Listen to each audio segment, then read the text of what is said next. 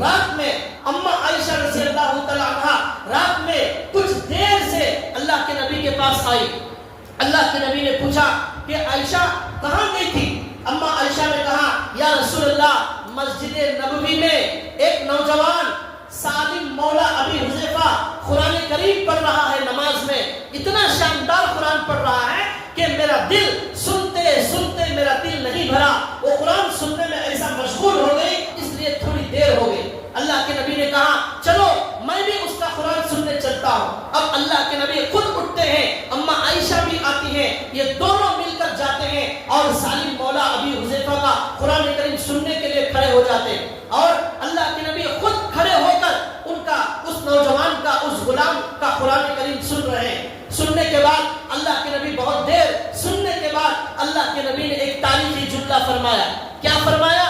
اللہ کے نبی فرماتے ہیں تمام تعریف اس اللہ کے لیے ہے جس نے میری امت میں ایسے شاندار قرآن پڑھنے والوں کو پیدا فرمایا.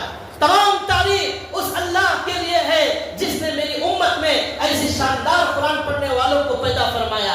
تو یہ ہمارے نبی کا عجیب و غریب تاریخی جملہ ہے. ایک تو یہ ہے ہم یہ کہیں تمام تعریف اللہ کے لیے ہے جس نے ہمیں اس امت میں جگہ عطا فرمائی. یہ خود نبی یہ کہیں کہ تمام تعریف اللہ کے لیے ہے کہ اللہ نے ایسے بندوں کو میری امت میں شامل فرمایا. کتنا اونچا مقام, کتنا بڑا مقام. صرف 18-20 سال کا نوجوان تھا, کیسا ان کے اندر شوق اور جذبہ تھا.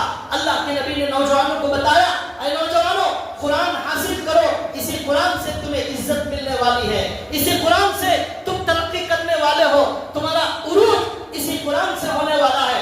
آج مدارس کے اندر جو بچے یا جو نوجوان قرآن سیکھتے ہیں ان کے علاوہ عام نوجوانوں میں سے کسی کو بھی ہم نہیں دیکھتے کہ کوئی تجوید کے ساتھ بہت شاندار قرآن پڑھنے والا ہو. بہت سارے کام کر رہے ہیں لیکن ان کے پاس قرآن کریم سیکھنے کے لیے وقت نہیں ہے. ان کو کھڑے 4-4 گھنٹے ہوٹلوں کے اندر بات کرنے کے لیے وقت ہے. ان کے پاس 2-2 گھنٹے یوٹیوب کے لیے, فیس بک کے لیے, ٹک ٹاک کے لیے, سب کے لیے وقت ہے, اخبار کے لیے وقت ہے. چوروں, حرام خوروں, دھوکے بازوں اور جہنمیوں کی خبریں پڑھنے کے لیے ہمارے نوجوانوں کے پاس وقت ہے. اگر وقت نہیں ہے تو اللہ کا کلام پڑھنے کے لیے وقت نہیں ہے. پوری زندگی گزر گئی لیکن معلوم نہیں ہے کہ اللہ سورہ یاسین میں کیا فرما رہے ہیں, اللہ سورہ رحمان میں کیا فرما رہے ہیں, اللہ قل هو اللہ احد میں کیا فرما رہے ہیں.